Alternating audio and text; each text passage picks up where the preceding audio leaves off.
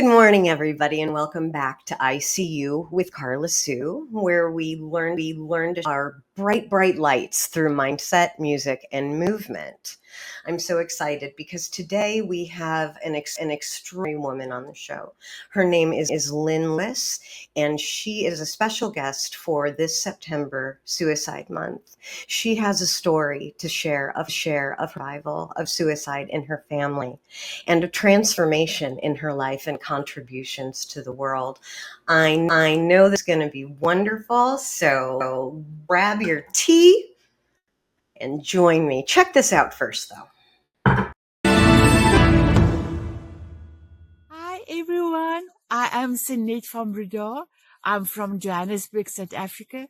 Please join me in my Power Hour every Sunday, 12 o'clock Pacific Standard Time on E360 TV. Mwah!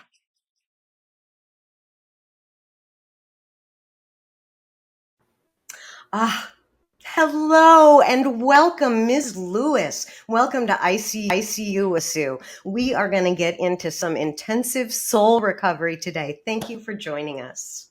And thank you for having me, Karla Sue. I want to hear, because whenever we do extraordinary work in the world, like you do, I'm going to put my glasses on here, like you do with Hair for Purpose. And I know all about your book, which is my Suicide Journey Journal and Memory book, which a lot of tools for people. When we find someone extraordinary in service like yourself, there's usually a backstory to it. I'm going to share some of that with us.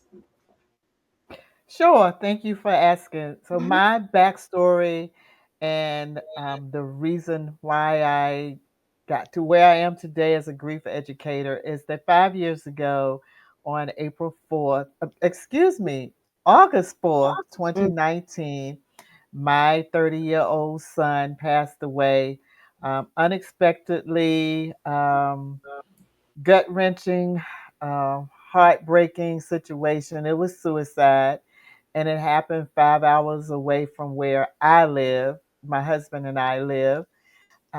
So it took us some time to get his body back to home.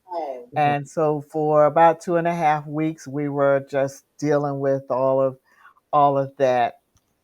But it was less than a year after his death that I made a declaration to myself that I was not going to be consumed by the grief that my grief as a result of his death.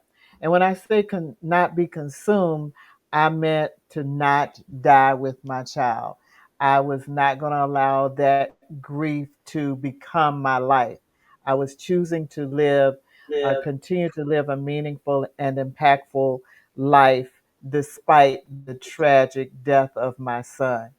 And to this point, 5 years later, I have been able to do so using several different tools, but I have been able to remain true to my declaration. That is fantastic. That is magnificent. I am so sorry, as is everyone watching this, for your loss and families that endure this. You are surviving and you are showing us, you are providing us a roadmap for what worked to do, which is the most important part of being a healer, is having walked the walk and suffered those dark nights of the soul. Can you tell me what kind of misconceptions are there? I've been in mental health for a long time and I in trauma, but there's no grief curriculum in graduate schools. There's no grief specific curriculum. And something you said is really important. I did not die with my child. I could see some moms maybe saying, but my life did end. What would you say to them to support them through that? I respect their thought Hmm. because it's strictly non-judgmental. Um, but as for myself, and I always preface whatever speaking, whatever teaching I do with, I'm speaking from my lived experience. That grief was too heavy for me to keep to myself, to bottle up and just keep to myself, for several reasons. But one was that I could have easily have done so. He was my only child, and I loved him with my whole heart. Mhm. So I could have easily just given up, but I chose not to. And so to the family members that say they can't go on, Mm. um, I say try, just give it a try when you are ready. And Mhm. then there are some who I've come to know along this journey that they don't want to. And if they don't want to, then that's their decision. I wanted to, so therefore I move forward. And then there are some who they want to move forward, don't know how. And so that's how I can help them with my own story as well as with being a grief coach and grief educator. I can help them with that. You mentioned also, Karla Sue, that there is no curriculum for grief and for loss in grad school, nursing school, medical school. My husband is a trained chaplain, counselor. There was no curriculum specifically for it. And I believe one reason is that we, and I'm speaking for the for my country, the United States, that we are basically a grief avoidance society. Mm. We don't talk about it. We don't know how to talk about it. We don't know what to say, and so we just don't. Um, and that just adds to the grief part. I say, from a perspective of a church life, that we prepare people to die, but we don't prepare the persons that are left behind. We don't prepare them to what to do with the feelings, what to do with the feelings that's the emotions that's going to come up as a result of a death. And not even only a death, but other losses, because so many times we think of grief as being associated to death. But really, grief is the response or reaction to any loss, and loss is being deprived of something that you love, something that you valued. So it could be your relationship that ended in divorce, job loss, career loss, health. So, but we don't really, specifically when it comes to death, we just kind of let the elephant keep growing and growing and growing in the room. And so that's unfortunate. That's unfortunate, and that is one of the reasons why I'm on this journey as a grief coach and as a grief educator to hopefully my earnest desire, Carla Sue, would be that we can talk about grief and death just as we can talk about our cup of tea that we love. That would be my earnest desire. Whether it will happen in my lifetime, I don't know, but that is a hefty goal that I get to work toward, while at the same time working through my own grief. Absolutely. I have found over a quarter of century in private practice that every single family that I've worked with and every individual and even the children, I have something to learn from their journeys for myself, even if I don't think I do, which would mean I'm incorrect. Right. We all have something to work on, and it is so empowering to do it together. Yes. You mentioned you mentioned sort of church culture, which feels to me very supportive. Can you describe how community and for you specifically grief work, spirituality has helped continue to heal you while you heal others?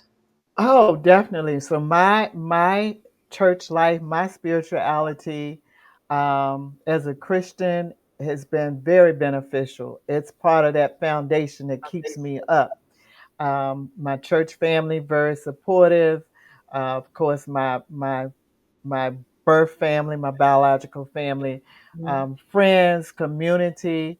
But even with that support that I have, um, I still I still have to look for my people. I call them my people, the support groups, the other persons that can relate to what I'm going through. Because as a grief avoidance society, we tend sometimes not to want to upset the bereaved person, not to upset me, not to call names or not to bring up the person. And what we as the bereaved person or the grieving person is saying, we have them on our mind all the time, every day, though we're not falling over crying and all that. So you're not going to upset us by talking about them. So because of my some family members, friends, acquaintances, they don't want to talk about Daniel, then I find my people that will talk about him or will listen to me talk about him. Um, but I've been very fortunate. You asked about the church community. I've been very fortunate that my church family is supportive to a point, but many of them, I mean, they don't know how to talk. They don't know what to say. Mm-hmm. Um, so yeah. It's really important because it's important to understand that contrived or seemingly meaningless offers of support that really they the best they know how with the words that they have. Hmm. So your work is really important because you honor your son's memory. You honor with the people that you work with the memories of their lost loved ones, by not just discussing the death, but by discussing their life. Is that true? That is very true because one of the things that I said early on about living an impactful and meaningful life is that is by choice, and I choose to live not in the darkness of his death, but in the light of his life. And there were many things, sure, as every parent child relationship, there are going to be ups and downs. There are going to be disagreements. But the one thing that I can say about my child is um, he never like did the I hate you. He never, he was never disrespectful in that way. Mhm. Even when I knew that he didn't like me very well or I didn't like him, but there was always the love you, ma. Those, I have those memories and I embrace those memories. Um, and I just went off task about the question that you asked me. Me too. But Oh, I know what it was. I know what it was. please. You asked me about the living the meaningful and impactful life and how what that looks like. So yeah, the one of the things that I said in my declaration was I'll live in the light of his life and not the darkness of his death. So yes, the death happened. Nothing I can do about it. Nothing anybody can do about it. But I get to choose how I react to it. I get to choose how I navigate it, how I manage it. And so that is by honoring him. That is by talking about him. That is by creating and publishing a journal in his memory. That is doing these talk shows or podcasts or these types of things that hopefully my keep telling my story does, and I know it does. It helps somebody else, somebody who is in that stuck position, or someone who does not have the support that I have and have had the whole time, can say, "Okay, I can do this."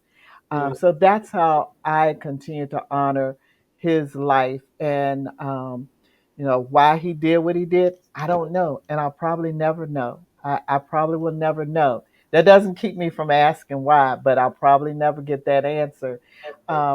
Volunteering, supporting organizations financially that was meaningful to him and to me. So those are ways that I honor his life and his memory. That's so important.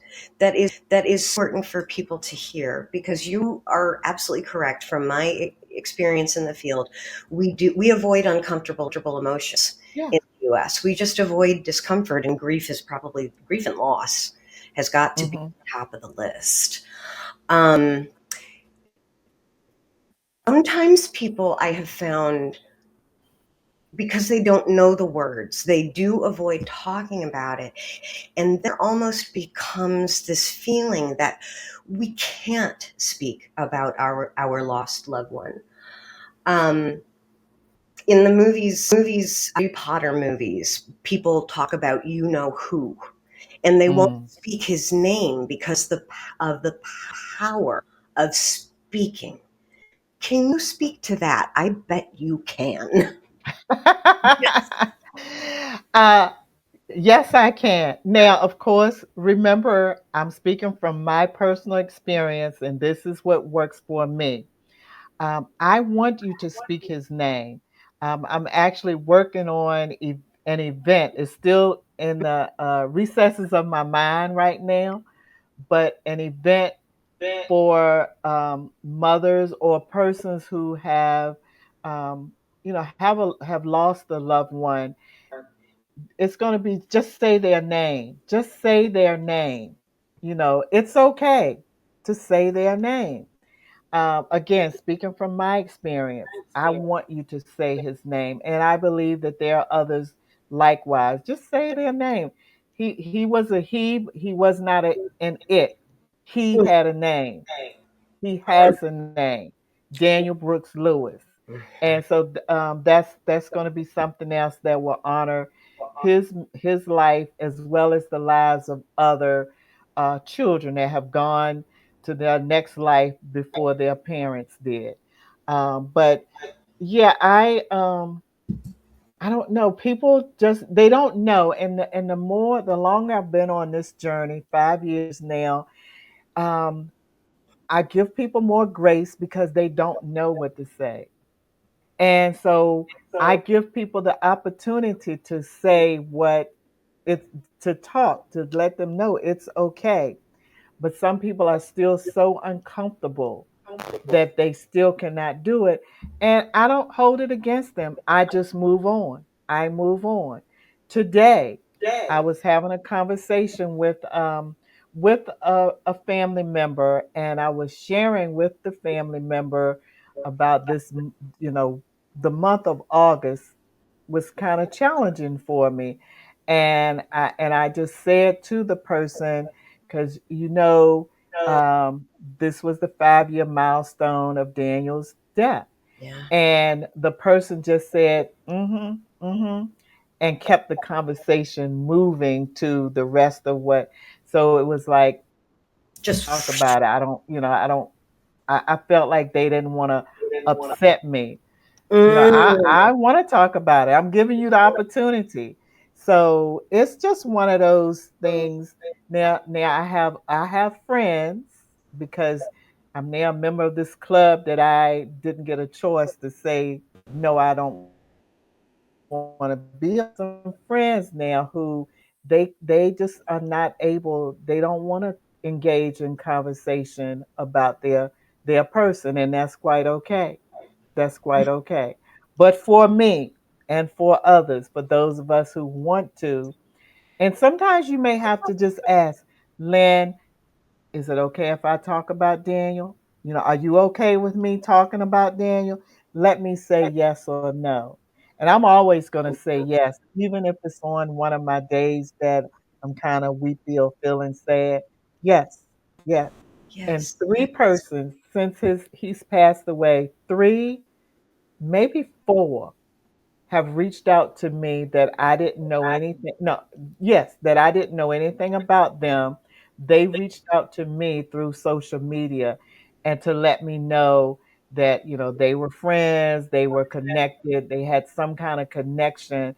And one of them specifically said, I didn't know this one waited 4 years. And she said, I didn't know if I should reach out to you. And I said, honey, you don't know. This is a gift that you've given to me. Mm. For those who are watching, if you want to reach out to someone's family, do it.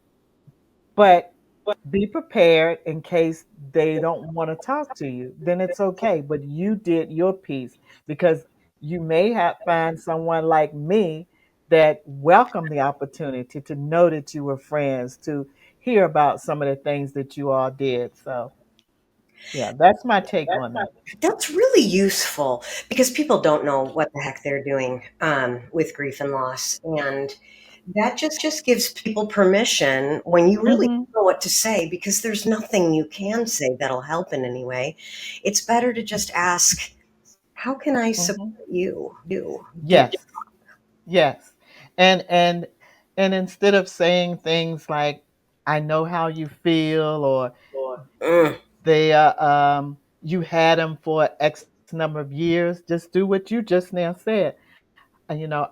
What can I do for you? How can I? And simply say, I have no idea how you feel, but just know that I'm here for you. If you want to talk, and I tell people this, especially my clients, if you want to fuss, if you want to cuss, I'm not holding that against you. Because and I'm not one to use profanity or, cuss, but there have been some days that I just wanted to cuss. you And knew that. in my mind I did. In my mind I did. Um, but yeah, so just ask, and but when you ask, just be prepared if the answer is not what you want or expect. And another thing that I share with people is, grief messes with your mind. It really, really, truly messes with your mind. And some people's um, uh, outlook on life changes, their attitude changes. For me, I'm not as patient as I used to be. Mm, Small things, th- they get on my nerves, and it's like, that doesn't matter. You can't change it. Life is too short, too fragile to be concerned about certain things. But yeah, just to be able to talk and to be present with people, it goes a long way. And to the point that I was getting ready to say, that some people's their attitude, their personality changes. um, Try not to take it personally, because it's not you personally that mm, they're attacking. It's this craziness, especially if it's suicide. This thing is like, what in the world? yeah. So yeah, and you just happen to be in the path that catches the wrath that day. But try not to take it personally, especially if you know that it's a friend or an acquaintance that that is totally out of character for them. Yeah. So I yeah. think that's really important. Let me frame that as a neuroscientist. When we go through a trauma and loss by suicide of your child is significant, big T trauma. Loss of any kind is significant trauma. Uh, it is threatening circumstance in our lives that the limbic system of our brain is alerted by structures. This is for those of y'all who are big neuroscience nerds.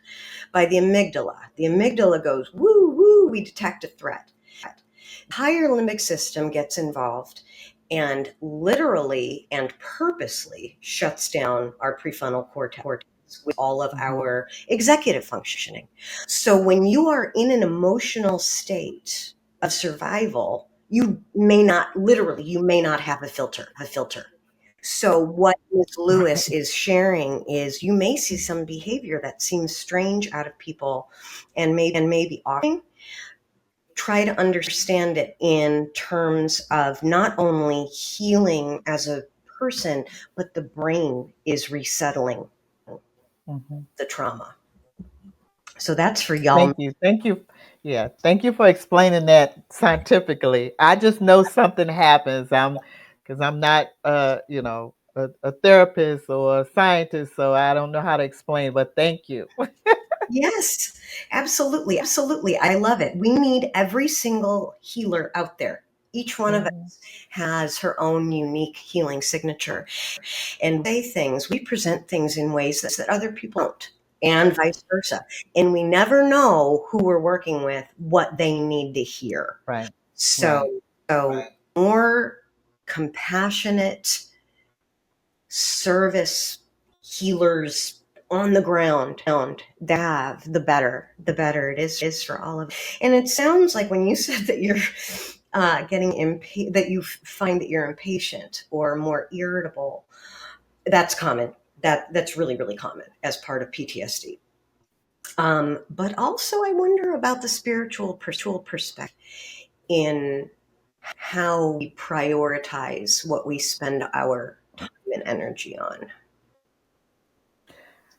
So what and I speak to myself as well as some clients, and not only clients, but just people that are talking in general that, um, spiritually strong people, believe in prayer and all of that.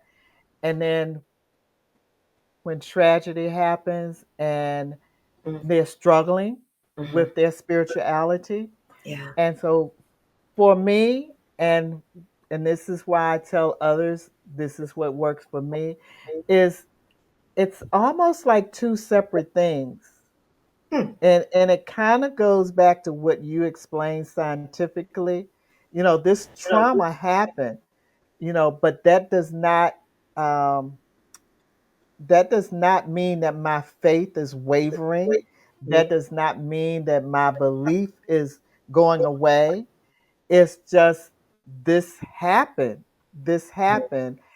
And personally, if had it not been for a strong spiritual foundation, I don't know. I don't even want to think about how I would have been affected.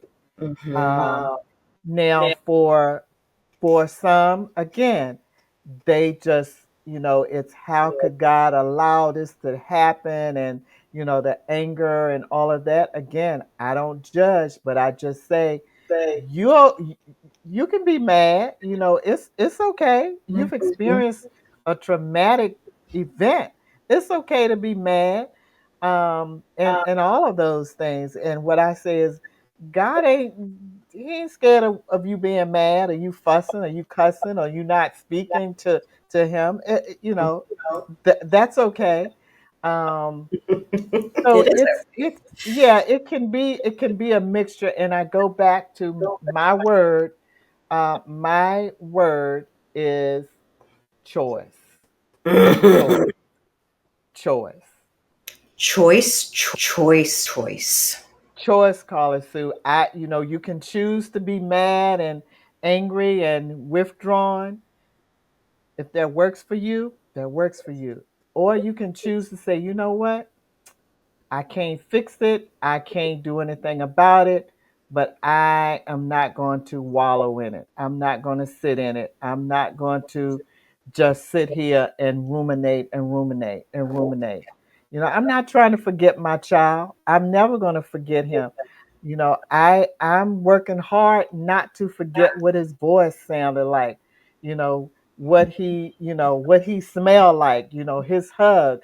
I work hard not to forget those things, but at the same time, I'm living, I'm moving forward, Mhm. with carrying him with me right here in my heart. That's how I choose to do it. That's how I choose to do it. That's And fantastic. I've heard and had people say, I don't have any reason to live. Well, I'm sorry that you feel that way, but I got a whole lot of reasons to live. A whole lot of reasons to live. So, you know, that's my take. That's really great. I feel that it's really, really important for our clients to know that we have walked if we have indeed. That's not to say that you can't address issues that you don't have personal experience with. But it is to say that when you have been where I literally am, you have more credibility. Yes. So I would like to put in the links below. Of course, we're going to put all of your contact information. We'll get to that, but kinds of resources for mental health if people don't know it. So we'll do that because we need to prevent these suicides from happening. Trauma keeps going from to Hmm. generation until somebody stands and says no more and does the really hard work of feeling and sorting through it. And it's icky and it's ugly, but it's important. And that's I am just celebrating our no, I haven't been feeling well. And I think this is just the most divine interview so far. And I'm really, really, really happy graced the show. I'm curious because we do music here and we also do movement. And I'm curious if there has it's so hard, but a particular piece of music that you went to time and time again that pulled through for you. I would say it's a hymn that even before Daniel's death, it was meaningful to me because years ago, I decided to live a positive lifestyle. Does that mean that I'm always positive and up? No, but that's I strive to be, Mhm. and I'm okay with the times when I'm not. But but that song is, and I may not have the title, but it's I Won't Complain. I think it's I Won't Complain. Um, Yes. it's yeah, I it's did a get that hymn. message and I did listen. Okay, I won't complain. That sounds a lot like something you might say if you're making a choice as to how you're going to respond. And so it is. And the song talks about how, the cloudy days and the dark days and the pain and how that can tend to get the best of you. But it goes on to say, but when I look around me and I look, see my and I see my good my I see what's going on and what has gone on. Mhm. All of my good days outweigh my bad days, and I say I won't complain. And so somebody who may be listening, even you may say, well, all that you've been through, how in the world can your good days outweigh your bad days? And I won't go into all of the details, but there are many things that I could name just specifically related to Daniel's death Mhm. that, you know, this was better than that. He didn't do it in my house. That's a good thing. He didn't do it in his house. Mhm. That's a good thing. Nobody, nobody got physically hurt but him. That's a good thing. So just related to his death, Mhm. he had insurance. We had insurance. We could put him away nicely without begging and pleading for family, friends to help bury him, to get him back to the state.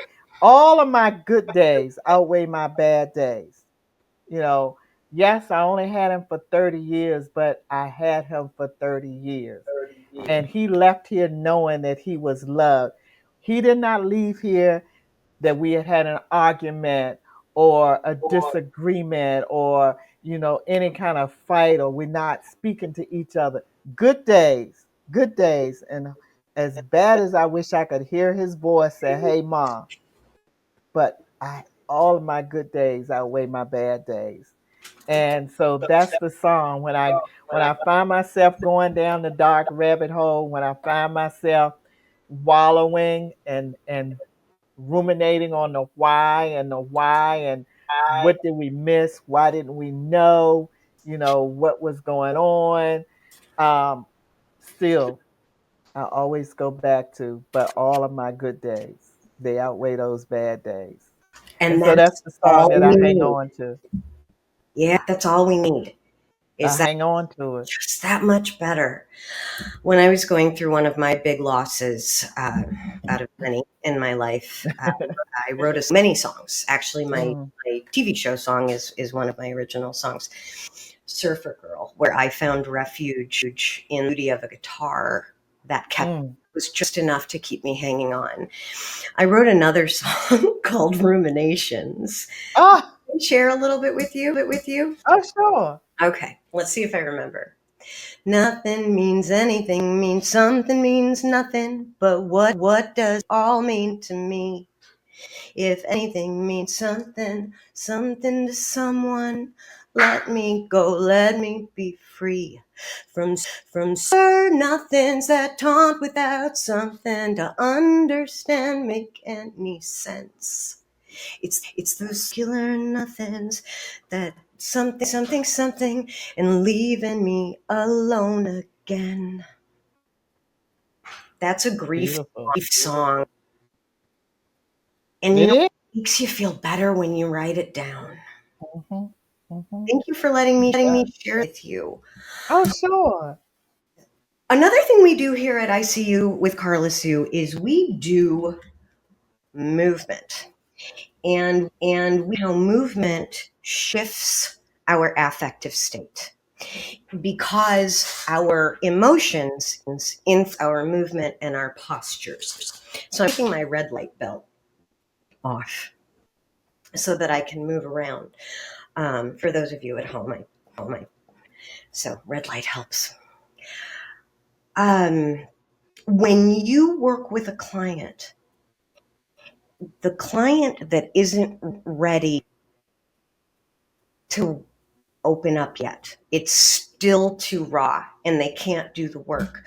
Can you mimic what they look like in front of you on the computer? Like, what is Okay, so honestly, Karla Sue, when they come to me to work with me, they're ready to move forward. okay? They may not know totally how they want to do it, because as a coach, I'm about moving from where you are forward. Mm-hmm. So I don't work with the persons who are just still, excuse me, just still so overwhelmed Mm, and, sad. And yes, of course, sadness still exists, but they have accepted and acknowledged it, and they're ready to act, to move forward. So I good. really don't have that, that person that, That's not. Yeah. yeah, like the person that goes to a therapist, because I'm a coach. Sure. Yeah, and there is a distinction. Yes. Okay, so just for S and giggles, let us briefly, because we are not going to stay in it, let's conjure in us the feeling state of loss and and and I don't get to talk to them anymore. And I don't get to call my mom every morning anymore. Let's conjure that. Okay, so this is what my body did. My hands are down at my side, and obviously I'm looking down. So I'm here. God, I've lost. He was everything to me. She was everything to me. I didn't just lose him, I lost what was to come with him. What am I going to do? Okay, get out of that state. What we're going to do is we're going to move, and we're going to focus on the transition between the movements. So for all at home, do this with me. And Ms. Lewis, if you'd like to or not, up to you. So I'm starting here. I don't want to feel this way anymore. Contracted and withdrawn.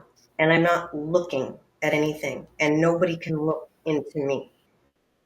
I'm in a affective state by moving slowly into the exact opposite posture that I had. So for you, might be different. My eyes are open, my arms are wide and receiving, and my chest isn't in anymore. So let's stay in this posture and feel the difference. And as we inhale, let's raise our arms to the universe, to the cosmos, to the divine, and know that we are always held in the energy of love and compassion because of people in the world like Lynn Lewis, like our network, all of the healers who do this day in and day out without any thanks. We reach to the heavens and say thank you for what we've got, and we're ready for what's to come. Now, when I'm done with one of my little weird woo-woo meditations like that, I gather the energy into me, gather it in and shove it right into my heart, right into my heart, because truth and love are here for us. Thank you for participating, Lynn. How did you feel? Oh, that was good. That was good. That's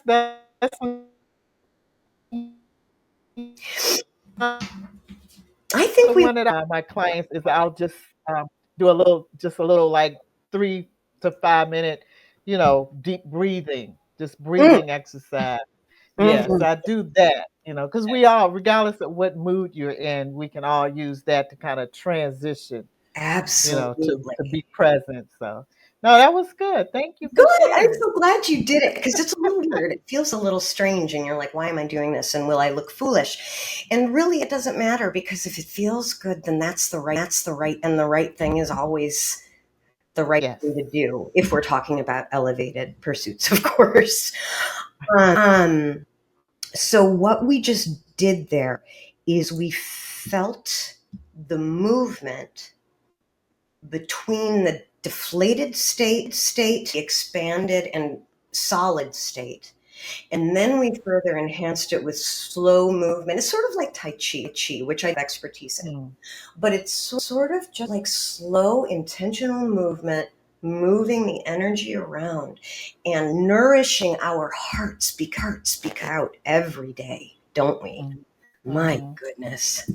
Before I let you go and you tell us where we can find you, can you please just speak a little bit, a call to action? Because I have found as a clinician in mental health, women of color, men of color as well, um, there's a stigma attached to seeking services or counseling, especially in communities of color where I work.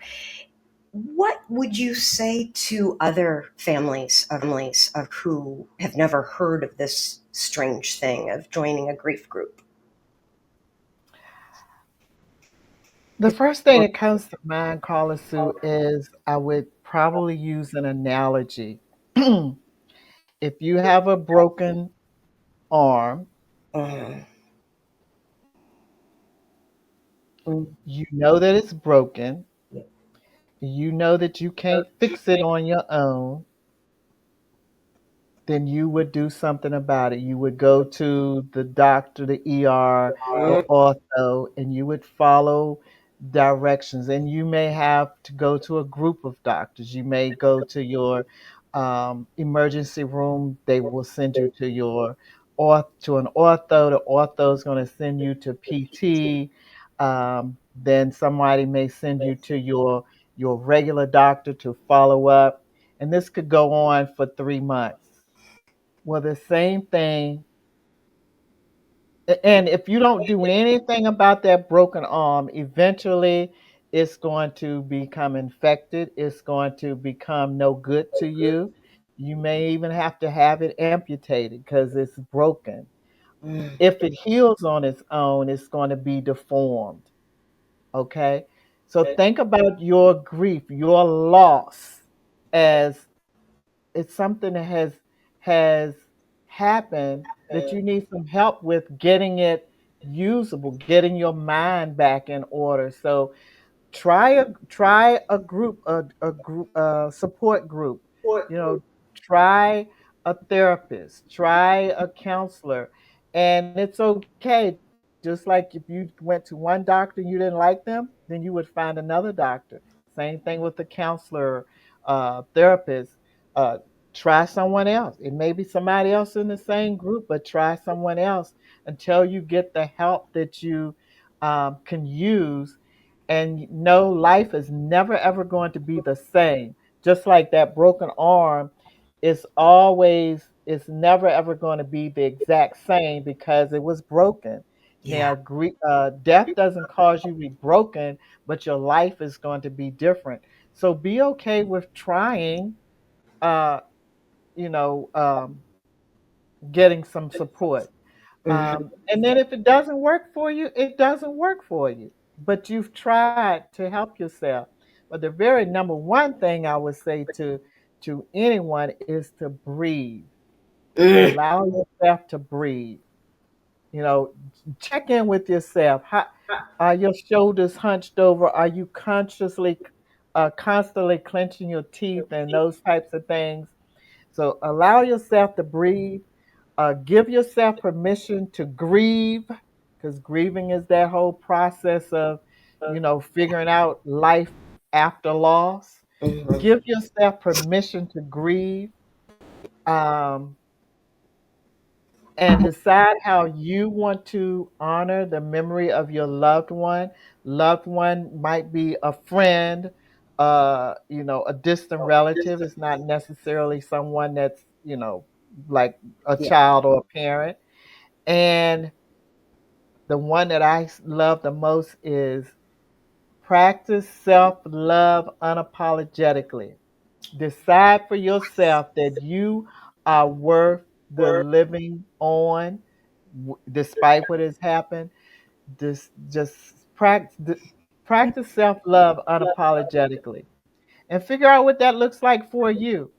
I'm not talking about going to get your nails done or your hair cut or your massage. I'm talking about more than that. That's part of self love, but I'm talking about more than that. I'm talking about setting boundaries for yourself. I'm talking about finding your voice. If you can't find your voice, then connect with your people. Somebody that has a voice that she don't mind speaking or he don't mind speaking for the group. Yeah. But practice self love unapologetically. Know your bill of rights as a grieving person and practice them. So those are the things that I share with people on a regular, and I share them with myself on a regular as well. That is so, so helpful. So remember, everybody at home, first of all, understand that Lynn and I think you're worth it to go Yes, through and have this healing experience and live a happy life. You can believe in our belief and kind of fake it till you make it, until you make it, and it will work. Lynn, where can we find you? Best place to find me is on email at destined to thrive at outlook.com. Okay. Destined to thrive at outlook.com. I do have a website for my services. It's a long one. It's destined to thrive grief coaching at .com. Okay. And then I'm on Instagram as Grief Coach Lynn. So those are the three places that I am most easily found. Wonderful. And are we able to order your journals, your journey journals from your web? Yes, the Journey Journal is on Amazon Oh, under my name. fantastic. So you can just find that on Amazon. And it's very reasonably priced. It's a nice gift. It's personalized. It has some of my family pictures in it. When I say family of Daniel and me and his dad. And so it's a nice journal. I must say so myself. I I've seen it online and it's lovely. It is lovely. People you never there's nothing as wonderful for self-love as giving yourself the gift of a new journal. Really, a new chapter to document Yeah. your journey. I And it is a document for documenting. Is there are prompts to help you get started. There are blank pages for you to write your own freestyle. There's place for you to put pictures and drawings and mementos. There are um, resources. There are quotes. The only thing I didn't include were names of books, but you can I can share that with you if you reach out to me. So. That's wonderful. Thank you. It sounds like a wonderful resource, and I wait to get mine truly to start this new chapter. Thank you again for your time today. Thank you for sharing your story of loss and transfer and purpose. And for those of you at home, understand that every week we're going to have another really interesting guest sharing her or his journey to recovery of the self and the soul. You learned today, put it in your toolbox, and just know that until next time, I'm working really hard to help all of you guys just have a really good day and many of them strung together. Thank you guys from ICU at ICU with Car, and I'll see you on the next episode. Hi. Bye. Thank you. Oh, surfer girl, wild and free. Waves carry heart and soul and comfort me.